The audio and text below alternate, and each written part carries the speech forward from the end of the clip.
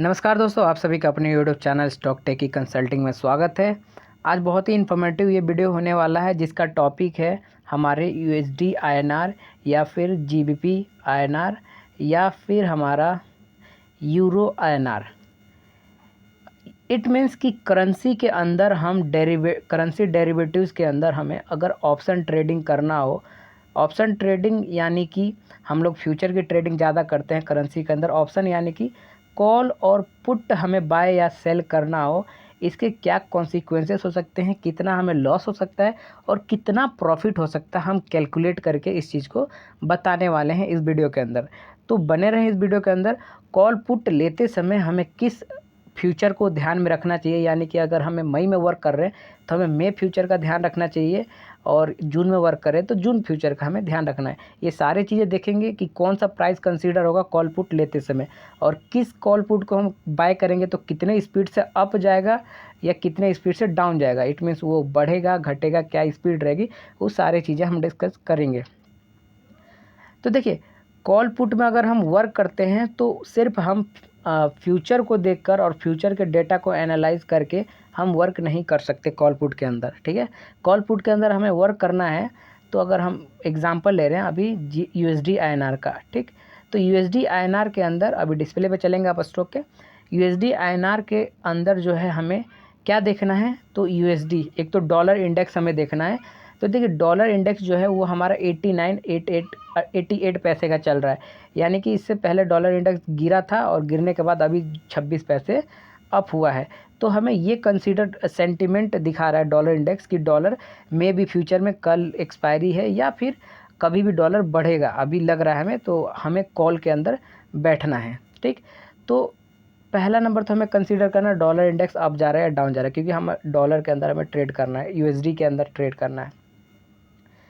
Then दोस्तों, उसके बाद हमारा जो प्राइस कंसीडर होता है वो होता है यूएसडी आईएनआर का जो 24 आवर पेयर वर्क करता है, जो बैंकिंग इंस्टीट्यूशनल एरिया में यूज़ होता है एक्सचेंज के लिए, वो है यूएसडी आईएनआर का स्पॉट प्राइस इसको बोलते हैं, जो 24 घंटा वर्क कर रहा होता है। तो अभी देखिए 7 पैसे डाउन गया पड़ा है, 72 पैसा डाउन करेंसी स्पॉट चल रहा है।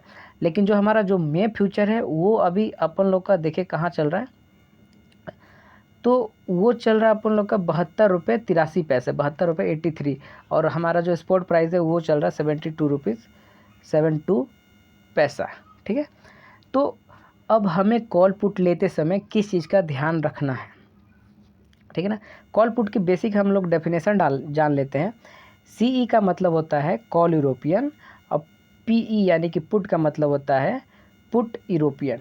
ठीक है ना, हमें सेंटीमेंट क्या होता है कि कॉल यानी कि हमें लगता है कि यूएसडी आईएनआर भविष्य में ऊपर जाएगा तो हम कॉल लेते हैं, और हमें लगता है पुट जो है नीचे जाएगा, मतलब यूएसडी आईएनआर नीचे जाएगा, स्ट्राइक प्राइस जो भी चल रहा है उससे नीचे जाने वाला है, तो हम पुट बाय कर लेते हैं।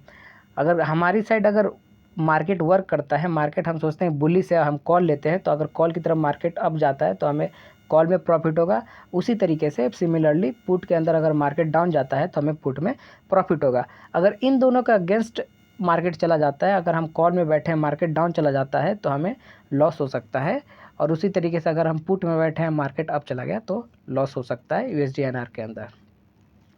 उसके बाद समझते हैं कि हमें यूएसडी आईएनआर के अंदर अगर ऑप्शन ट्रेडिंग करनी है तो कौन सा प्राइस कंसीडर करें। क्या हम इसका 72 रुपये 83 पैसा कंसीडर करें, इसके आसपास का कॉल पुट बाय करें, या फिर हम इसके आसपास का जो है इसके दूर जो है कॉल पुट बाय करें, और किस स्पीड से जो उसका प्राइस अप और डाउन या मोमेंटम क्या हो सकता है।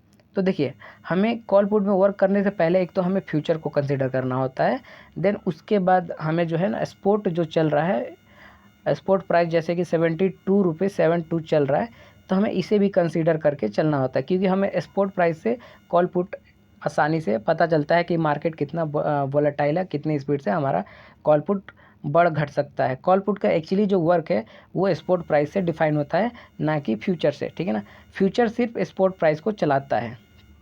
ठीक, जैसे ये 27 तारीख को फ्यूचर एंड हो जाएगा, फ्यूचर में 28 को इसका एक और एंड है यूएसडी आईएनआर का फ्यूचर का, तो ये जो फ्यूचर है वो स्पॉट प्राइस बन जाएगा नेक्स्ट मंथ के लिए, ठीक है ना। नेक्स्ट मंथ का जो है स्पॉट प्राइस बनेगा। क्यों बनेगा?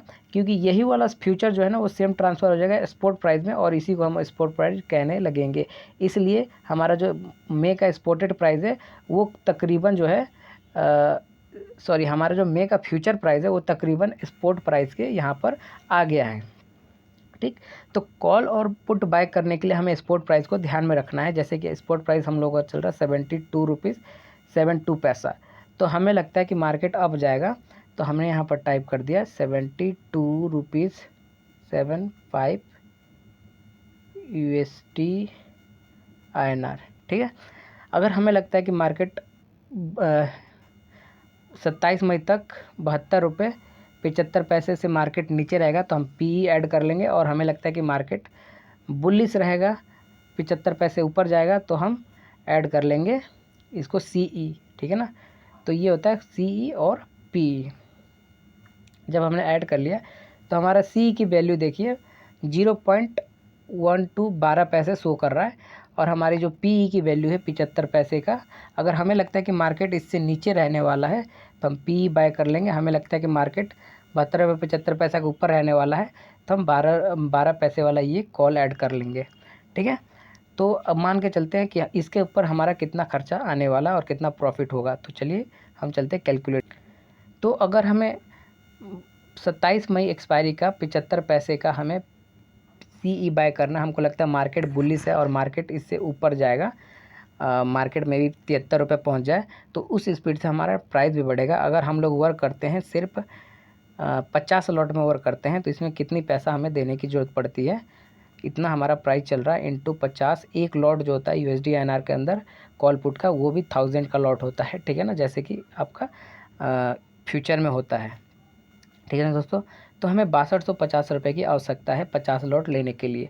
अगर मान के चलिए इसको हमें जो है 10 पैसा मिल जाता है, यानी कि हमने तो ख़रीदा था कितने में, हमने ख़रीदा था 1250 में। अगर हम 13 पैसे में बेच देते हैं इसको, मान के चलिए कि 100 पैसा हमें गेन मिलता है, तो 100 पैसा नहीं 1 पैसा अगर गेन मिलता है, तो हमें जो है